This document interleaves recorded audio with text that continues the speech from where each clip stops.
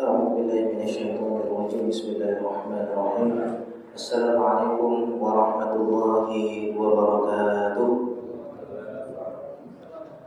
الحمد لله الذي هدانا لهذا وما كنا لنهتدي لولا أن هدانا الله أشهد أن لا إله إلا الله وأشهد أن محمدا عبده ورسوله اللهم صل وسلم وبارك على سيدنا محمد وعلى آله وصحبه أجمعين رب اشرح لي صدري ويسر لي أمري واحلل عقدة من لساني يفقهوا قولي سبحانك لا علم لنا إلا ما علمتنا إنك أنت العليم الحكيم اللهم ارزقنا الصدق في كل ما نقول والإخلاص في كل ما نعمل اللهم اجعلنا من الذين يستمعون القول فيتبعون أحسنه.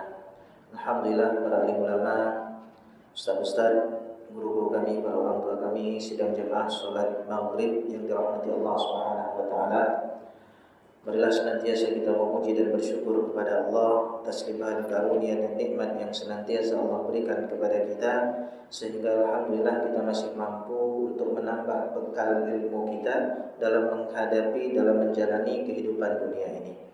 Kemudian salawat beriring salam senantiasa tercurahkan kepada junjungan kita baginda Nabi besar Muhammad sallallahu alaihi wa alihi wasallam beserta para keluarga dan sahabat-sahabatnya yang telah berjuang membawa kita umatnya menuju keselamatan dunia dan akhirat.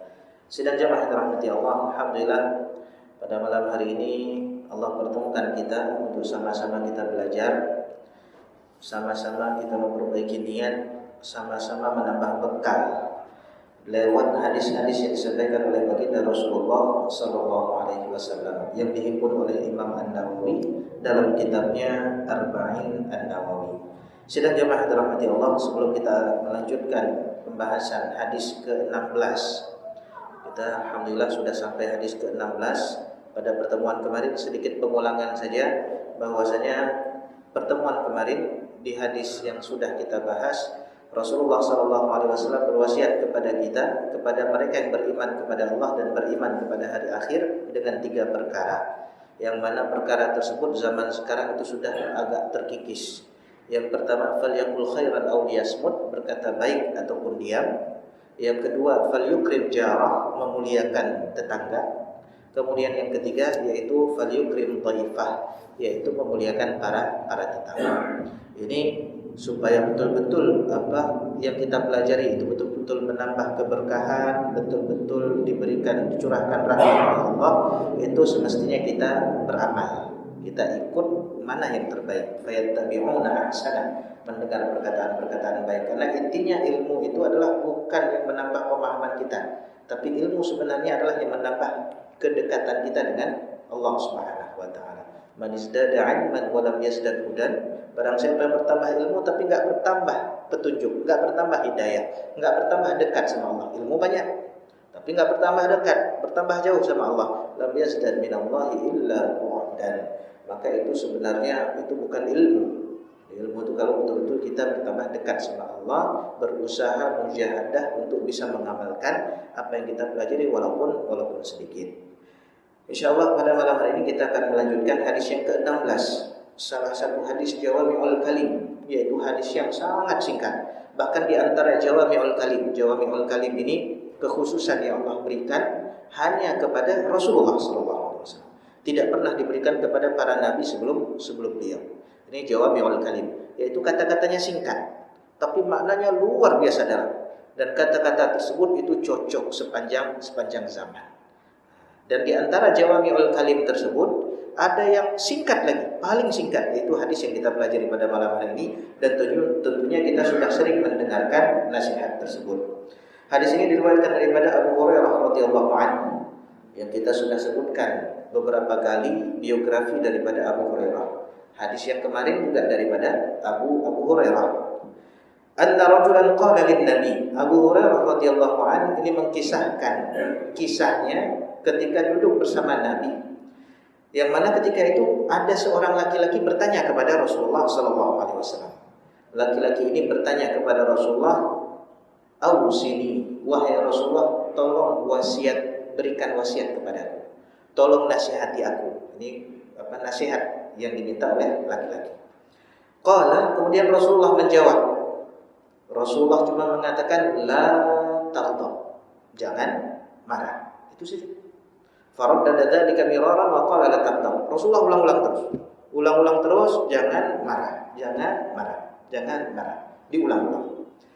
Kemudian hadis ini diriwayatkan oleh Imam Al-Bukhari. Dan rupanya hadis ini dalam mempelajari ilmu hadis, pelajari hadis itu ada namanya jamu riwayat, mengumpulkan riwayat-riwayat untuk melihat secara jelas bagaimana sebenarnya peristiwa yang terjadi antara laki-laki yang bertanya tadi kepada Rasulullah dan jawaban Rasulullah pada dirinya. Contoh misalnya, kita di sini dalam majelis ramai yang mendengarkan pengajian. Nanti ke rumah ketika meriwayatkan kepada keluarga, ngasih tahu kepada kawan itu berbeda-beda. Ada cuman mengatakan, misalnya nanti ada yang bertanya, Bapak ini kenal siapa yang nanya? Maka dia cerita, tadi Bapak Fulan tanya kepada ini tentang ini. Ada yang nggak kenal, maka yang nggak kenal meriwayatkan, tadi ada orang yang di masjid bertanya tentang ini. Nah, ini Abu Hurairah tidak menyebutkan nama lelaki tersebut ketika beliau meriwayatkan.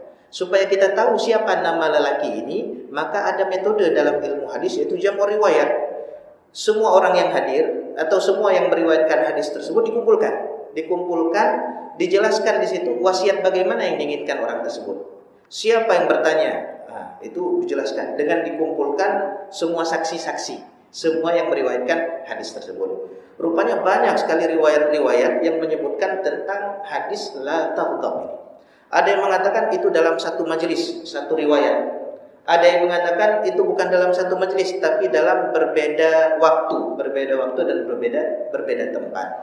Dan diantaranya ketika dipelajari oleh para ulama hadis tentang yang pertama bagaimana? Yang pertama anna rojulan. Rojulan di sini siapa? Rojulan ini ingin dicek siapa yang bertanya kepada Rasulullah. Dan yang kedua, ausini wasiati aku, nasihati aku. Nasihat bagaimana yang sebenarnya diminta oleh orang tersebut. Maka ketika dikumpulkan jamu riwayat, ini saya ambil kitab Jami'ul Ulum wal Hikam. Ini lengkap sekali dijelaskan bagaimana detailnya apa riwayat-riwayat yang menjelaskan hadis tentang la taghdab ini. Disebutkan di dalam riwayat Imam At-Tirmidzi, lafadznya ja'a rajulun lin nabi, dari Tariq Abi Husain. Ini beda lagi perawinya, bukan Abu Hurairah tapi sahabat yang lain. Lafadznya ja'a rajulun lin nabi, datang laki-laki kepada Rasulullah. Rupanya yang menyaksikan bukan hanya Abu Hurairah saja, ada juga Abi Husain. Ada laki-laki mendatangi kepada Rasulullah. Faqala, lelaki tadi bertanya kepada Rasulullah, yang kata riwayat Abu Hurairah, wasiati aku. Di sini diriwayatkan laki-laki tersebut bertanya kepada Rasulullah. Apa pertanyaannya kepada Rasulullah? Ya Rasulullah, 'allimni syai'an wa la tukthir 'alayya. Rupanya nasihat yang diminta lelaki tersebut yang diriwayat Abu Hurairah di sini detail disebutkan. Orang itu berkata kepada Rasulullah, 'allimni syai'an. Wahai Rasulullah, ajari aku sebuah perkara. Wa la tukthir 'alayya. Jangan terlalu banyak Rasulullah, singkat saja. Apa yang simple-simple saja. La'alli a'i, mudah-mudahan dengan nasihat singkat aku bisa mengamalkan. Jadi rupanya nasihat yang diminta di dalam riwayat Abu Hurairah dijelaskan di sini yaitu nasihat singkat, mudah dipahami, bisa diamalkan. Itu nasihat yang diminta oleh lelaki tadi. Kemudian Rasulullah mengatakan qala la taghdab faraddada dzalika miraran kullu dzalika yaqulu la taghdab. Rasulullah mengatakan jangan marah, kemudian mengulangi kata-kata tersebut dengan mengatakan la taghdab, jangan marah. Dalam riwayat lain dijelaskan lagi nasihat singkat yang nasihat singkat, kemudian mudah diamalkan, bisa diamalkan, kemudian detail lagi ditanya, yaitu di dalam riwayat ukhra, pada riwayat selain daripada Imam At-Tirmidzi. Ada riwayat daripada Imam Bukhari tadi, ada riwayat dari Imam Tirmidzi, kemudian ada riwayat dari imam yang lain selain Imam At-Tirmidzi. Qultu, lelaki ini berkata kepada Rasulullah, ya Rasulullah, dullani ala amalin yudkhilunil jannah. Rupanya nasihat yang diminta oleh lelaki tadi yang bisa memasukkan ke dalam surga. Jadi kalau kita kumpulkan, rupanya nasihat yang disebutkan oleh Abu Hurairah, ausini wasiati aku, itu nasihatnya suatu perkara yang singkat bisa diamalkan masuk surga. Nah, ini kita lihat rupanya panjang yang diminta oleh lelaki tadi. Kemudian Rasulullah menjawab, wala tukthir alayya, kata lagi tadi, dullani ala amalin yudkhilunil jannah wala tukthir alayya. Tunjukkan aku kepada perkara yang bisa masukkan aku ke dalam surga, tapi jangan terlalu banyak. Singkat saja. Ini Islam mudah. Banyak sekali amalan yang bisa memasukkan orang ke dalam surga. Kemudian Rasulullah menjawab, la taghdab, jangan marah.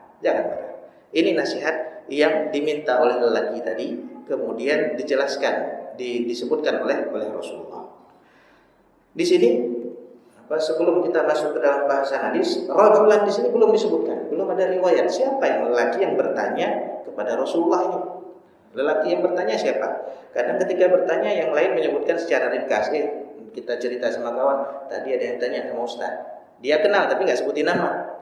Yang lain bilang, tadi bapak itu tanya kepada Ustaz. Disebutkan nama. Jadi ketika dikumpulkan, tahu siapa yang meriwayatkan, yang bertanya kepada Rasulullah. Rupanya di dalam riwayat Imam At-Tabrani menulis kitab hadis sangat tebal, Mu'jam Shaghir, Mu'jam Awsat, Mu'jam Kabir. Ini sampai 100 ribuan hadis dikumpulkan. Ini disebutkan la'alla hadzal rajul alladhi sa'ala an-nabi sallallahu alaihi wasallam huwa Abu Darda. Jadi Imam Tabrani mengumpulkan riwayat-riwayat tersebut, kemudian pelajari siapa yang bertanya kepada Rasulullah sallallahu alaihi wasallam. Mana Imam Tabrani menukilkan hadis tersebut di dalam Mu'jamnya, di dalam Mu'jam Al-Awsat Imam Tabrani. Hadis daripada Abu Darda. Hadisnya diriwayatkan oleh sahabat yang bernama Abu Darda. Qultu, Abu Darda bertanya langsung kepada Rasulullah, "Ya Rasulullah, dullani ala amalin yudkhilunil jannah." Rupanya dalam riwayat Imam Tabrani yang bertanya di situ secara langsung adalah Abu Darda. Abu Darda bertanya kepada Rasulullah tentang amalan yang bisa memasukkan ke dalam surga, tapi enggak banyak-banyak, singkat saja. Maka Rasulullah mengatakan la taghdab. Ini metode yang digunakan oleh ulama hadis. Maka perkara hadis itu perkara yang sangat luas. Karena hadis ini kalau di antara sumber syariat ada Quran, kemudian sunnah, ada ijma', ada qiyas. Sumber utamanya dua, Al-Quran dan sunnah. Kalau Quran baku itu saja, nggak ada keraguan, nggak ada tambahan, nggak ada kekurangan. Memang itu yang dipelajari. Tapi kalau hadis disebutkan di dalam kitab Tadribur Rawi, lau anfaqa talib kulla umurihi lama adraka nihayata. Kalau seorang talib, seorang penuntut ilmu mewakafkan seluruh umurnya, berapa tahun dia hidup? 100 tahun. 100 tahun itu diwakafkan, dari tahun pertama belajar hadis, itu nggak akan sampai ujung. Tidak akan sampai ujung. Karena luar biasa luas sekali perkara hadis. Karena hadis ini fungsinya banyak sekali, sebagaimana kita sebutkan pada pertemuan pertama, dia sebagai bayan takrir, sebagai penegas kembali apa yang telah ditegaskan oleh Al-Quran daripada hukum-hukum. Seperti berwudu, di dalam Al-Quran detail disebutkan rukun-rukunnya. Hadis juga menyebutkan. Bayan tafsil, merincikan yang di dalam Al-Quran secara umum, gak didapat di dalam Al-Quran. Bagaimana waktu sholat, bagaimana gerakan sholat. Di dalam hadis dirincikan, sallu kama ra'aitumuni usalli. Bayan takkid, yaitu mengikat sesuatu yang bersifat lepas, mutlak. Contoh di dalam Al-Quran, pencuri, kalau mencuri maka potong tangan. Potong tangannya semana? Itu hadis yang menjelaskan. Hadis yang menjelaskan potong tangan. Jangan sampai kalau seandainya yang mencuri musuh kita potong habis. Kalau dia kawan kita potong kuku aja. Kuku kan bagian tangan juga. Jadi dijelaskan oleh hadis. Oh, potong tangan itu yaitu sampai pergelangan tangan. Kemudian dijelaskan lagi seberapa besar harta atau benda yang dicuri sehingga dia pantas dipotong tangan. Kemudian bagaimana saksi-saksinya? Itu di hadis disebutkan. Di hadis disebutkan. Ini sebagai bayan tafsir.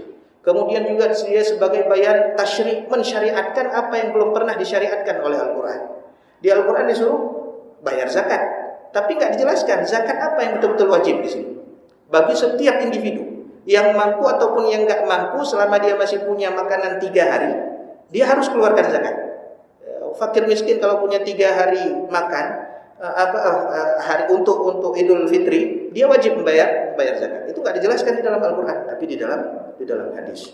Bayar nasakh. Al-Qur'an mensyariatkan sesuatu, tapi tiba-tiba hadis menghapus syariat yang ada di dalam Al-Qur'an. Contohnya, in taraka khairanil wasiyatu lil walidaini wal aqrabin. Kalau seandainya ada orang yang meninggal kemudian berwasiat supaya memberikan harta warisan tersebut kepada keluarga yang menerima warisan, itu boleh, yaitu wasiat. Maka dalam hadis disebutkan nggak boleh la wasiyata li waris. Ahli waris nggak boleh dapat wasiat. Ini fungsinya hadis. Jadi luas sekali pembahasan hadis. Nggak ada orang yang mengatakan saya sudah kuasai semua hadis. Ini saking besarnya hadis. Makanya ketika mempelajari Ausini saja, wasiatkan kepadaku, itu para ulama cek. Makanya belum ada ilmu di dalam agama lain yang sebagaimana ilmu hadis, punya sanad. Ini yang pertama. Sedikit dari pembahasan ilmu hadis. Dan di sini Rasulullah SAW mengatakan perkataan yang singkat sekali ketika mengatakan la taghdab, jangan marah. Maka disebutkan oleh para ulama tentang jangan marah. Wa kharaja al-Imam Ahmad min hadits Az-Zuhri an Humaid bin Abdurrahman an rajulin min ashabin Nabi sallallahu alaihi wasallam. Dinukilkan oleh Imam Ahmad dalam kitabnya Musnad dari jalan Imam Az-Zuhri, dari jalan Humaid bin Abdurrahman dari seorang sahabat Rasulullah. Ketika sahabat Rasulullah tersebut mendengar wasiat Rasulullah jangan marah, qultu, qala rajul, laki-laki ini yaitu sahabat Nabi ini berkata, fa fakartu hina qala Nabi sallallahu alaihi wasallam maqal. Ketika Rasulullah mengatakan la taghdab, aku pun merenung, kata sahabat ini. Aku pun duduk terdiam merenung perkataan Nabi tadi. Kok nasihat singkat bisa diamalkan, masuk surga, cuma la taghdab, dia merenung duduk. Setelah dia introspeksi merenung, apa katanya? Fa idzal ghadaba yajma'u syarra kullah. Rupanya marah ini itu merupakan puncak segala maksiat, puncak segala kejahatan. Maka ketika Rasulullah mengatakan la taghdab, sebenarnya Rasulullah SAW ingin memberitahukan kepada kita pintu maksiat itu, istilahnya bendungan. Kalau pintu marah itu terbuka, semuanya itu bisa dilakukan. Mencaci orang gara-gara marah, berantem marah, cerai marah, perang marah, murtad marah juga. Ini sampai murtad dan perang disebutkan ketika masa Khalifah Umar bin Khattab. Ada Malikul Ghassan. Malikul Ghassan ini terkenal. Nah, ini anak daripada kerajaan Romawi. Bisa dicek.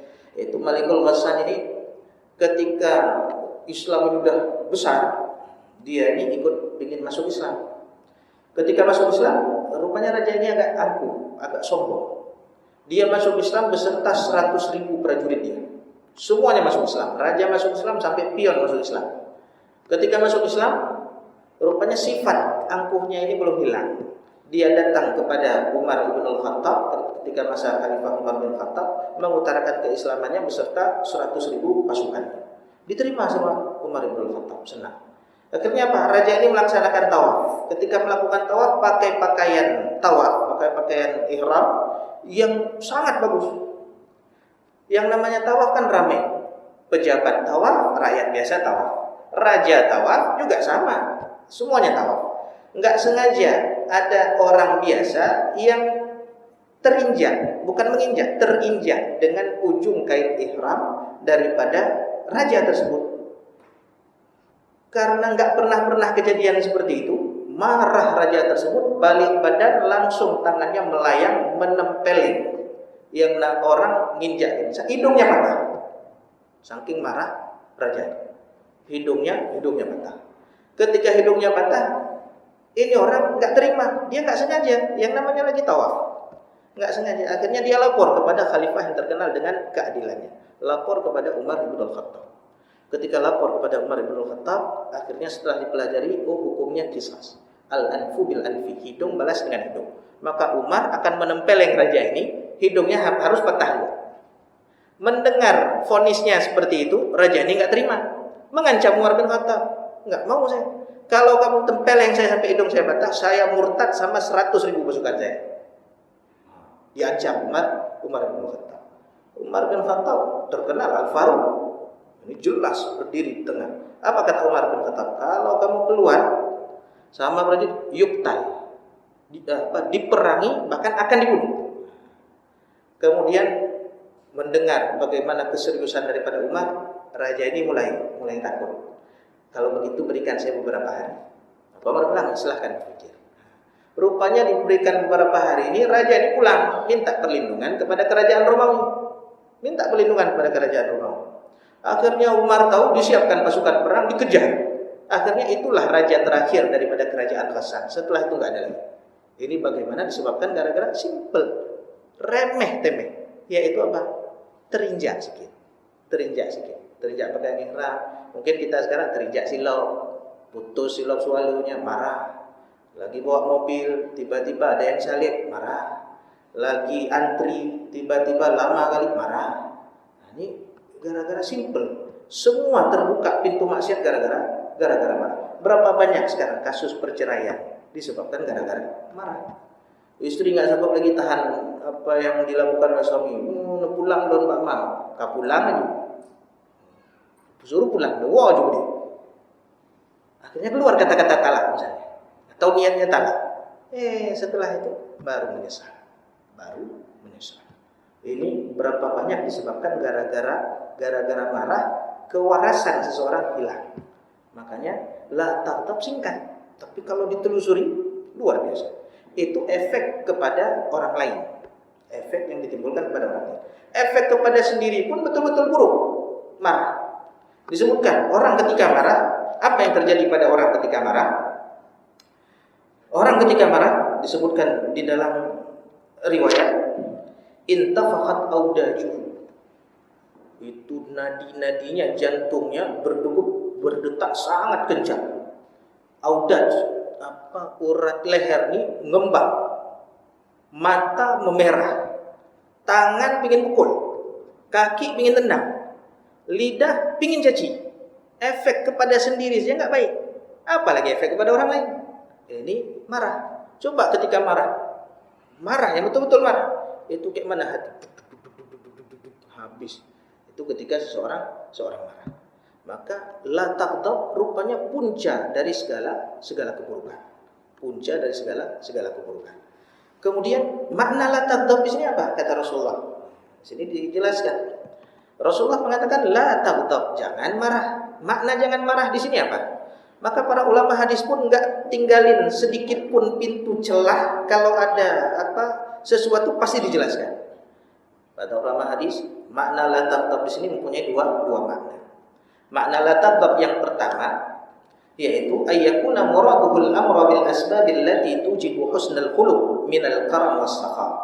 Yaitu makna la taghdab di sini bukan berarti jangan marah.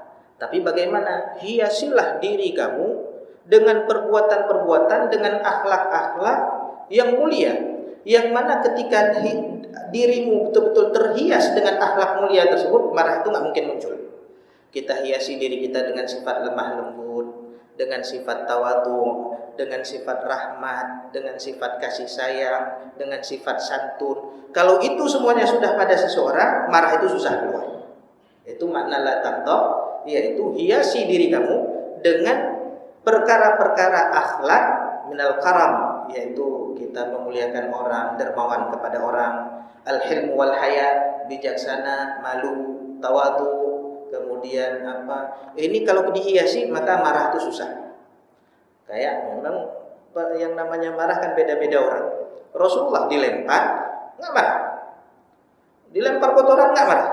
Bahkan disebutkan in kana fi haqqihi wa bisababihi lam yakun mughdiban, in kana fi haqqihi wa bisababihi wa in kana fi haqqillahi ta'ala lam yakun ahadan ala ghadabi. Kalau seandainya urusan pribadi beliau dicaci, dihina, dilempar dan lain sebagainya, enggak pernah marah. Tapi kalau agama itu Rasulullah pertama enggak ada yang berani berdiri di hadapan Rasulullah kalau perkara agama. Ini Rasulullah yang dilempar, kita belum dilempar, baru dilihat ya. Udah naik. Belum ditabrak, baru disalib aja. Udah salib-salib, padahal dia mungkin lagi sakit kencing. atau apa, udah kita yang marah. Ya, jadi ini berbeda. La taghdab ini hiasi diri terus dengan sifat-sifat yang haram tadi, sifat-sifat mulia, sehingga marah ini nggak keluar. Namun pendapat ulama yang paling banyak itu condong kepadanya, yaitu pendapat kedua. Maksud la taghdab di sini yaitu bukan berarti kita nggak boleh marah. Bukan berarti marah ini adalah sesuatu yang telah dititipkan oleh Allah dari awal kita lahir. Memang setiap dari kita punya potensi untuk marah. Jangankan orang besar, anak kecil umur 1 tahun, 2 tahun bisa marah. Coba lihat anak ngambek. Coba lihat anak kenapa pukul orang tua. Masih kecil. Kenapa? Itu potensi. Memang dari kecil sudah dititipkan perkara tersebut oleh Allah Subhanahu wa taala. Jadi makna la taghdab di sini bukan berarti enggak boleh marah, tapi makna la taghdab di sini yaitu la ta'mal bi muqtadal ghadab idza hasala laka bal jahid nafsaka ala tarki tanfidhihi wal amal bima ya'mur bihi fa innal ghadaba idza malaka ibn adam kana al-amir an-nahi lahu. Maksudnya apa? Ketika kamu sedang marah, karena setiap orang punya potensi marah. Yang perlu dilakukannya apa? Menguasai dirinya betul-betul. Jangan sampai disebabkan marah itu dia melakukan perkara-perkara yang mengundang murka Allah, perkara-perkara maksiat. Maka marah lumrah. Tapi ketika marah bunuh orang, nah itu nggak lumrah. Ketika marah hina orang, itu nggak lumrah. Maka apa? Ketika marah kuasai betul. Jangan sampai disebabkan marah tadi itu melakukan perkara-perkara yang dilarang oleh Allah Subhanahu wa taala. Dan pendapat kedua ini disebutkan dan Rasulullah pun marah.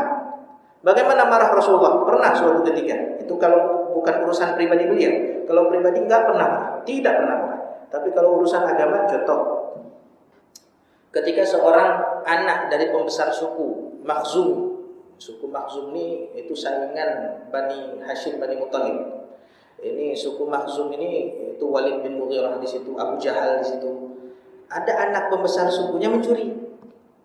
Ketika mencuri, ketahuan, kemudian dipelajari, ini harus potong tangan. Harus potong tangan. Ributlah suku tadi.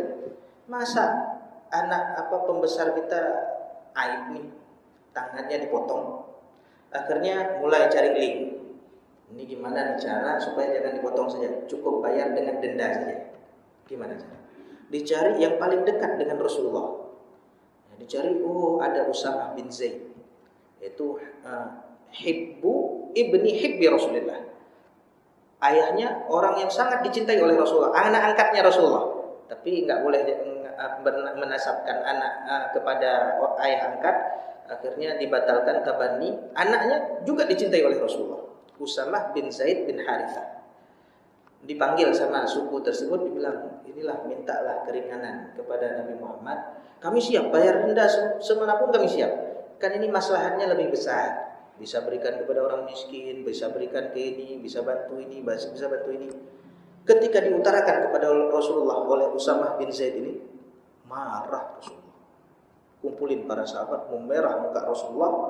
Apa kata Rasulullah? Atashfa'u fi haddin min hududillah. Apakah kalian ingin merubah atau meringankan sesuatu daripada perkara yang sudah ditetapkan oleh Allah? Sesungguhnya hancurnya umat-umat terdahulu sebelum kalian itu disebabkan apa? Idza saraqa minhumud dha'if, kalau orang lemah mencuri, aqamu alaihil had, cepat-cepat ditunaikan. Kalau orang yang punya kemuliaan yang mencuri, tarakuh, ditinggalkan. Kemudian Rasulullah mengatakan dengan perkataan yang sangat terkenalnya, wallahi, demi Allah, lau anna Fatimah binti Muhammad sarakat, kalau Fatimah anak Muhammad yang mencuri, laqata'tu yada, aku sendiri yang potong tangannya. Ini kata Rasulullah. Marah Rasulullah ketika yang namanya agama ini dijadikan main-main. Marah Rasulullah. Bukan berarti marah ini nggak boleh. Mu'adz bin Jabal pernah juga kena marah Rasulullah. Ketika Mu'adz bin Jabal, ini biasanya ya, kita orang-orang misalnya baru habis pengajian itu semangatnya luar biasa. Sehingga orang di rumah kadang-kadang susah gara-gara semangat kita. Ini Mu'adz bin Jabal duduk dengan Rasulullah, tercas imannya penuh. Sampai pulang jadi imam kepada kaumnya, apa yang dibaca Al-Baqarah. Semangatnya sama Rasulullah penuh nih. Pulang ke rumah, jangan mentang-mentang hafiz, pulang kampung Al-Baqarah langsung baca. Nah ini rupanya ketika mengimami dalam riwayat sholat isya dan mengatakan sholat subuh, ketika mengimami sholat Isya, rupanya ada seorang jamaah yang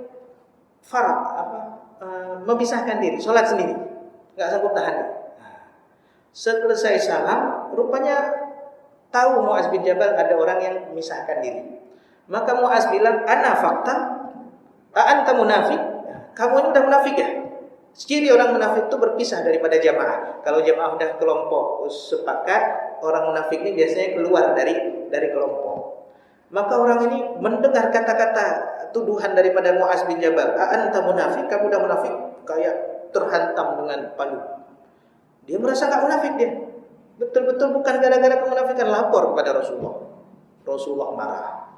Rasulullah betul-betul marah. Dikumpulin sahabat. Ini metode Rasulullah dalam menegur orang lain ini perlu dicontoh. Dikumpulkan orang-orang, Rasulullah mengatakan, "Inna minkum munafirun." Sesungguhnya di antara kalian ada yang membuat orang-orang lari daripada kebaikan. Gara-gara dia enggak mau orang berbuat baik. Mau jamaah ngelihat, imamnya itu enggak lah, sendiri aja. Mau ini, enggak jadilah. Inna minkum munafirun. Di antara kalian ada orang-orang yang membuat orang lari daripada kebaikan. Lari daripada kebaikan. Kemudian setelah dijelaskan secara umum, baru Rasulullah panggil Mu'az bin Jabal. Apa kata Rasulullah? Afattanun anta ya Mu'az? Wahai Mu'az, kamu ingin buat kegaduhan ya? Kamu ingin buat kericuhan ya? Fahalla antaqra, kenapa kamu enggak membaca ketika kamu jadi imam? Sabbih isma rabbikal a'la, asy-syams, itu yang disebutkan oleh Rasulullah, al-fajr itu disebutkan oleh Rasulullah. Maksudnya bukan mesti itu terus, tapi yang setara dengan itulah.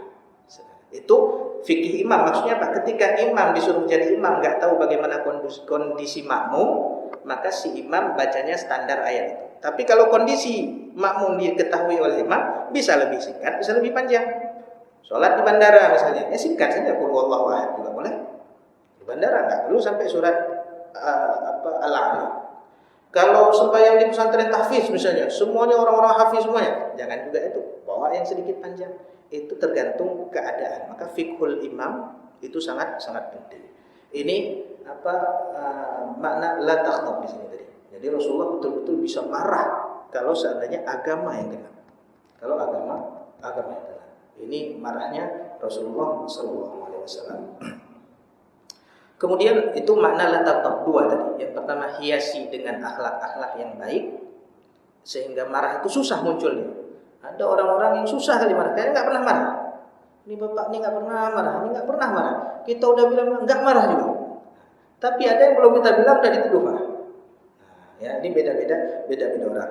Tapi banyak para ulama mengatakan yang kedua yaitu ketika marah betul-betul jaga betul-betul. Jangan sampai marah ini menjadi bos kita. Mengatakan kepada kita caci dia, pukul dia, hina dia, lain sebagainya. Ini makna la taghdab. Kemudian disebutkan juga yaitu di dalam kitab Jami' Ulum wal Hikam ini, yaitu bagaimana kalau memang marah ini adalah potensi bagi setiap orang, bagaimana kita bisa mengelola ataupun mengendalikan yang namanya marah. Mengendalikan marah.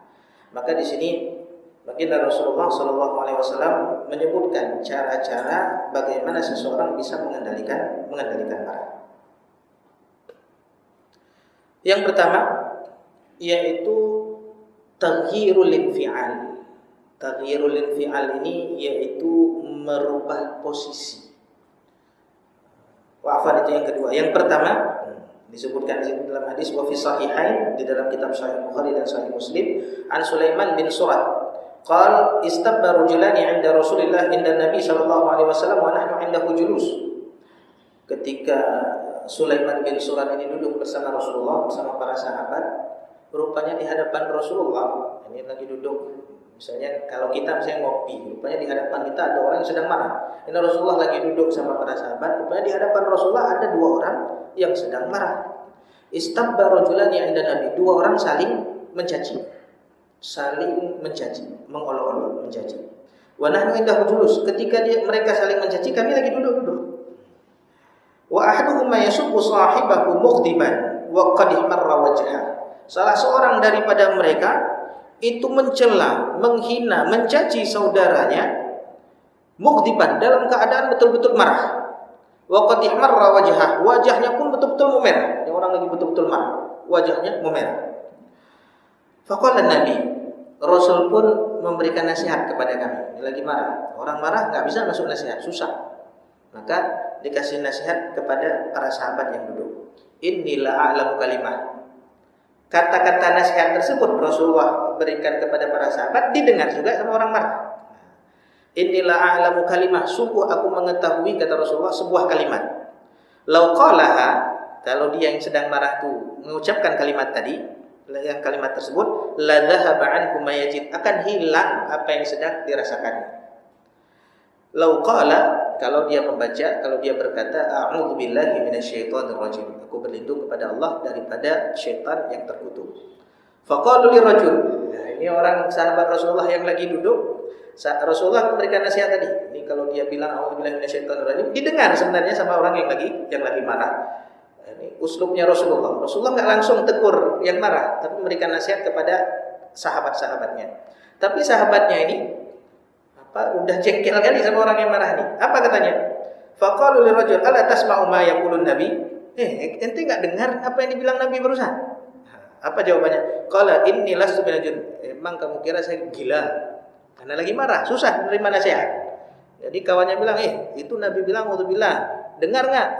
Kalau istilah kita. Maka dia bilang, emang saya gila, nggak dengar sesuatu. Maksudnya dia tahu, tapi ketika marah susah menerima nasihat. Susah menerima nasihat. Itu orang ketika marah. Kemudian ini yang pertama, yaitu mengucap a'udzubillahi minasyaitonirrajim. Kemudian yang kedua, yaitu taghyirul infi'al, merubah keadaan yaitu keadaan posisi. Disebutkan wa kharajal Imam Ahmad wa Abu Dawud min hadis Abi Dzar anna Nabiy sallallahu alaihi wasallam qala, daripada di Musnad Imam Ahmad dinukilkan, daripada Sunan Abu Dawud, daripada sahabat Abu Dzar Al-Ghifari. Abu Dzar juga nih, kalau kita lihat sejarahnya, kita udah jelaskan siapa ini Abu Dzar pada pertemuan sebelumnya, mantan begal. Suku, mata pencaharian suku daripada Abu Dzar ini, Bani Ghifar ini, yaitu begal orang. Itu Abu Dzar Al-Ghifari namanya Jundub bin Junadah. Salah satu kebiasaan atau mata pencaharian daripada suku ini adalah begal. Jadi ketika masuk Islam ini banyak berubah Abu Dzar. Tapi pernah ini sifat keluar lagi, yaitu ketika lagi duduk-duduk sama Bilal bin Rabah. Tiba-tiba terjadi perdebatan. Bilal menjawab, Abu Dzar nggak terima. Bilal ini kan mantan budak, sehingga Abu Dzar mengatakan, ya bena ummi aswad, wahai anak perempuan hitam. Dibilang kepada Bilal bin Rabah. Bilal bin Rabah ini kayaknya nggak kondusif lagi nih, perdebatan, nggak kondusif lagi nih pembicaraan. Pergi Bilal. Rupanya kalimat tersebut terdengar kepada Rasulullah marah. Ini menghina orang di perkara agama, nggak boleh. Maka Abu Dzar dipanggil oleh Rasulullah. Apa kata Rasulullah? Innaka mru'un fikal jahiliyah. Ini kamu orang ada sifat jahiliyah pada diri kamu. Kalau kata-kata itu keluar dari Rasul, kayak mana enggak takut, kayak mana enggak gemetar. Kita ada orang betul-betul kita sayangi, betul-betul kita ngefans berat. Tiba-tiba orang tuh panggil, kamu lagi Yahudi kan? Kayak mana kita keadaan? Nah, ini apa yang dikatakan oleh Rasulullah. Betul-betul Abu Dzar terpukul, betul-betul minta maaf sama Bilal. Bagaimana cara minta maafnya? Bukan hanya dengan kalam saja. Ketika ketemu dengan Bilal, udah dimaafkan oleh Bilal. Tapi apa yang dilakukan Abu Dzar? Meletakkan kepalanya ke atas tanah, bilang sama Bilal, taruh telapak kakimu ke atas kepala saya. Supaya apa? Udah saya maafkan. Enggak, supaya saya tahu betul yang saya lakukan ini enggak boleh. Ini bagaimana sahabat itu betul-betul tahu bagaimana harus bertaubat itu tahu. Ini yang dilakukan oleh para sahabat. Jadi taghyirul infial, berubah posisi. Disebutkan oleh Rasulullah, qala idza ghadiba ahadukum wa huwa qa'im. Kalau kalian marah dalam keadaan berdiri, falyajlis, maka duduklah. Fa in dhahaba anhu al-ghadab wa illa falyattaji. Kalau duduk udah pergi marahnya, alhamdulillah. Tapi kalau belum pergi juga, falyattaji, berbaring.